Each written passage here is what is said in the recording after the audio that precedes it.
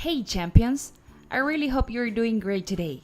And as you can see, today's topic is present perfect. Are you ready to get happy learning together? To start with, let's discuss when we're using this topic. And present perfect is one of my favorite topics since I find it super easy to use.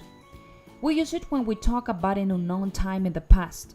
The when is not important, but we do care about the what. For example, I have been to Paris, or she has cooked for us. As you can see, the time we went to Paris is not important, but the fact that we went is, and it is the same in the second example.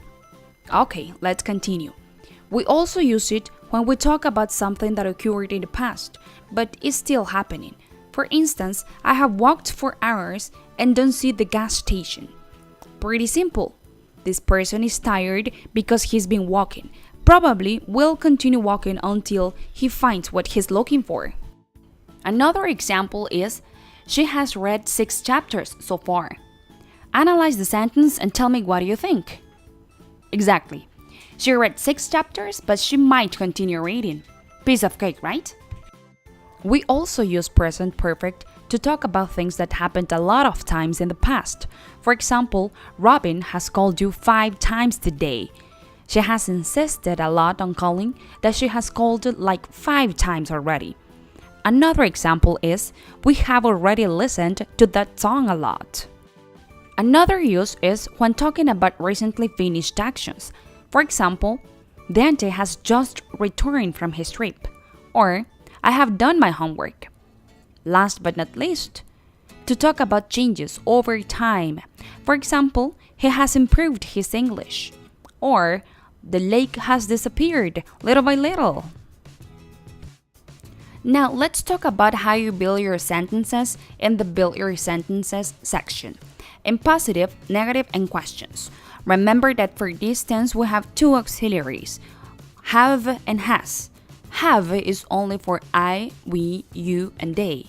And has is for the third person, he, she, and it.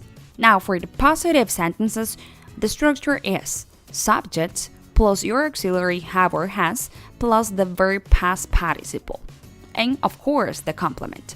For example, I have written my essay, or it has snowed all day. Try to give me your own examples in positive. Try to give me at least 4 sentences in positive using the structure. Now, in order to create negative sentences, the word not is going to help you. Remember that that part is going to be in the auxiliary.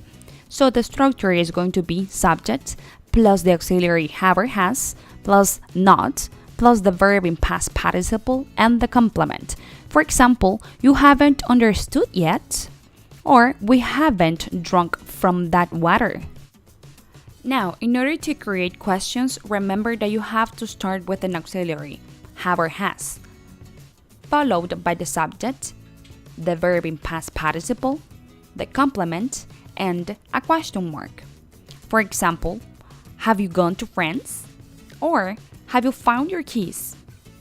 A good exercise for you is to write down 4 or 5 negative sentences or questions.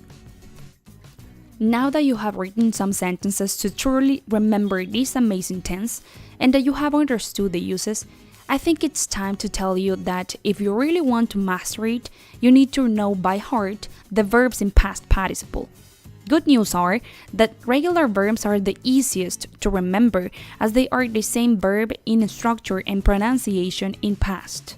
And better news are that irregular verbs change form and you need to learn them by heart. In Get a Better Time section, you will be transforming the verbs on your left to their past participle form.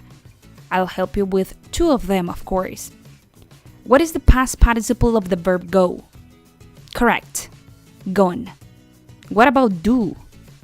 Oh, come on, that's easy. Done. Continue with the rest. Remember that you can pause the video and take your time while working on them. Wow, you didn't take long. Let's see if you can work some sentences. While working on them, don't forget the auxiliary verb according to the subject. I won't help you in these ones, cause let's face it, if you're learning the present perfect tense, it only means one thing. you know how to speak English. I know you know that the only way to improve is by speaking out loud with someone else. So let's have a small chit chat with these 4 questions. Have you ever regretted saying something?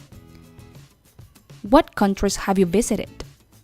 Have you ever received a love letter? What have you done a lot this week? Okay, champs, thank you for watching and I hope you found this video helpful, and if you did, please give me a like, subscribe and hit the little bell for notifications of my upcoming videos. See you later. I hope you can get happy ESL learning.